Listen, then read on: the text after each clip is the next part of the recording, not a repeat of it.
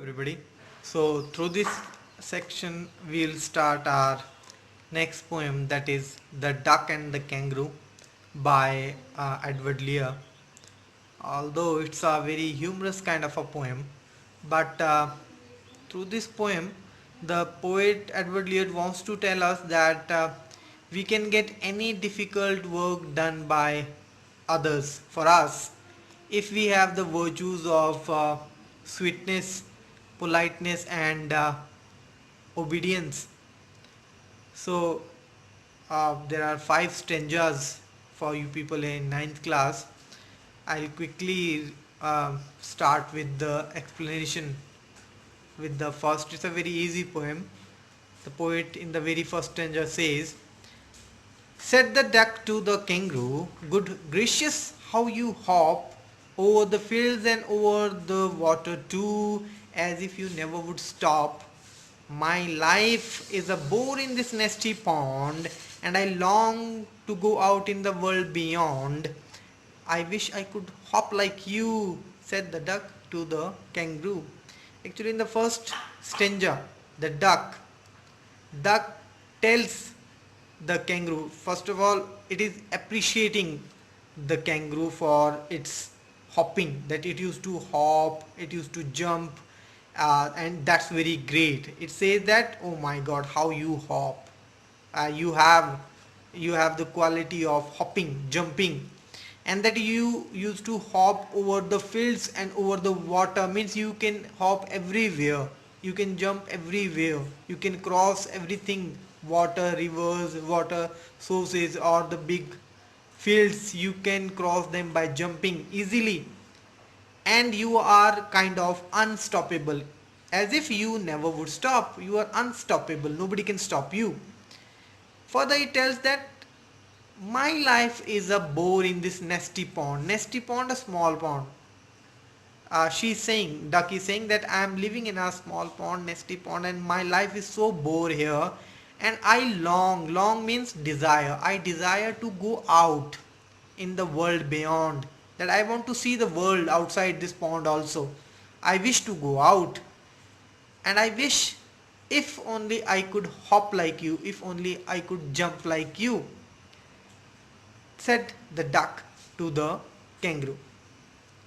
So, in the second stanza, "Please give me a ride on your back," said the duck to the kangaroo. "I would sit quite still and say nothing but quack. The whole of the long day through, we would go to the Dee and the Jellybo Lee, over the land and over the sea. Please take me a ride, oh do," said the duck to the kangaroo. So, the duck requested the kangaroo that, oh kangaroo, please give me a ride on your back, and I would still, and then it assured the kangaroo that she would sit quietly, totally quite still. She will not move, she will not imbalance him for the whole day, and that she will not say anything, she will not create any disturbance, but only quack, as the ducks used to quack only. And she said that the whole day long she would sit like that. And then she said that they would go to the D and the Jellybo-Lee. These are imaginative places created by Edward Lear just for the rhyming scheme here. He said that we would go to such and such places. These are not real places actually.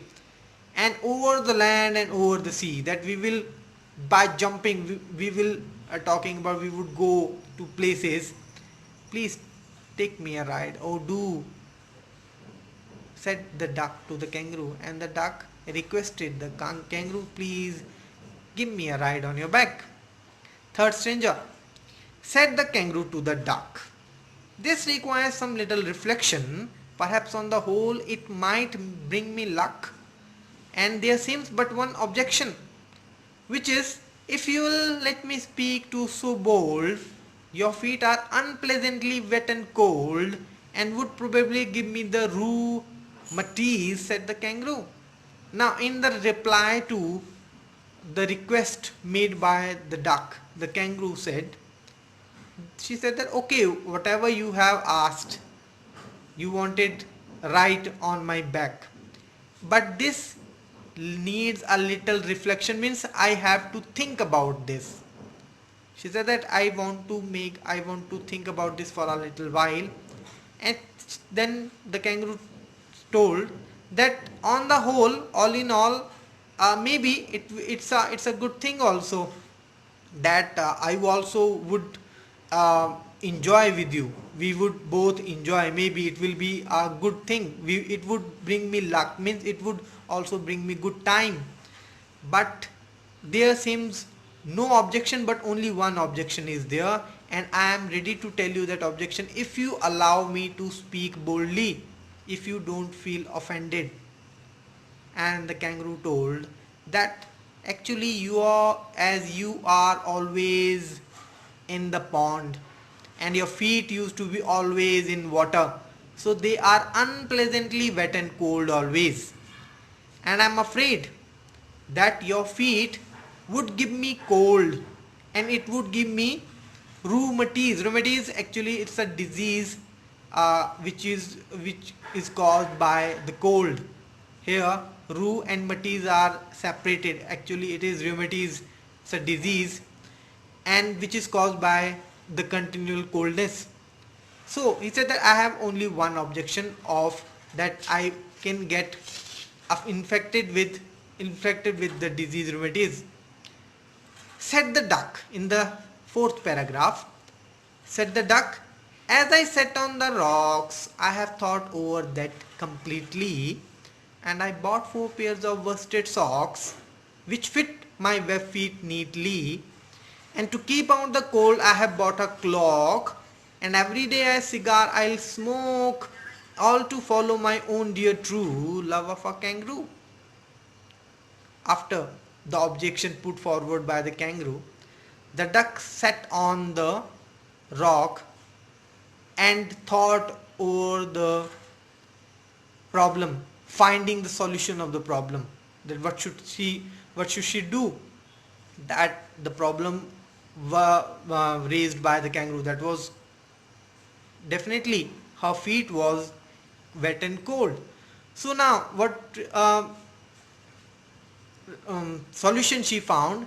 She told later on to the kangaroo that she had set and then she had found the solution, and that she had bought 4 pairs of worsted socks, woolen socks, which would fit in her web feet.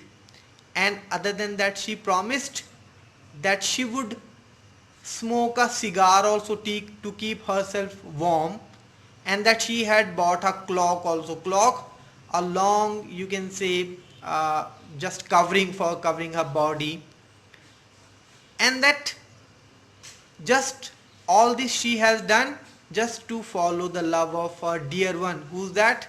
Dear kangaroo. That she has done all that for the dear kangaroo. The last stranger. Said the kangaroo, I am ready all in the moonlight pale, but to balance me well, dear duck, sit steady and quite at the end of my tail. So away they went with a hop and bound, and they hopped the world 3 times round. And who so happy, oh who, as the duck and the kangaroo. Now here in the last stanza, when the kangaroo found the solution for his problem actually, so he got ready and he told, okay, I am ready to give you a ride on my back. And he told that we would start the journey all in the moonlight pale, means at night we would start a journey. And then he gave some directions to the duck. He told to the duck that just to balance me well, you have to sit at the end of my tail and sit there quietly. Steady means don't move, don't shake yourself, so that I should not get imbalanced.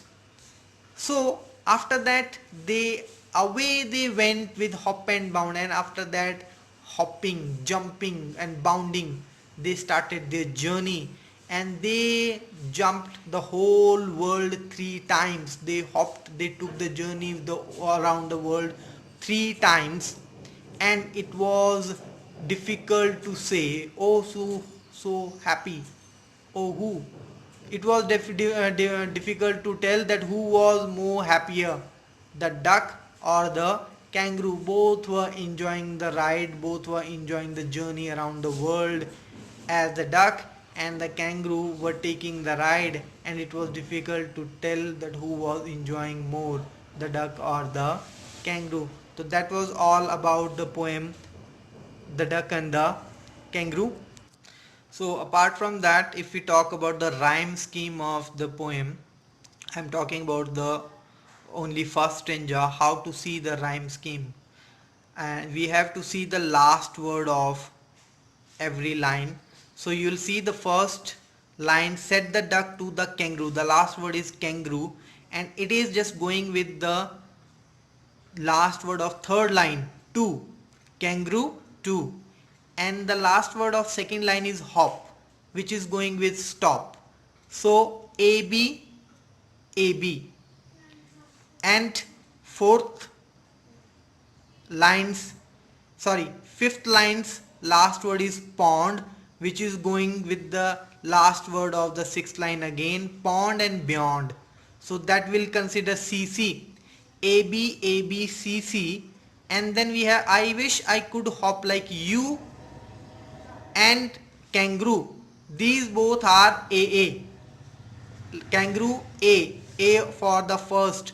So AB, AB, CC, AA. That is the rhyme scheme for the first stanza. Apart from that, the study material and question answers you will get along with that. So you have to write down the summary of the poem in your own words after listening the video. So with this I'm signing off, finishing the lecture here only. Thank you.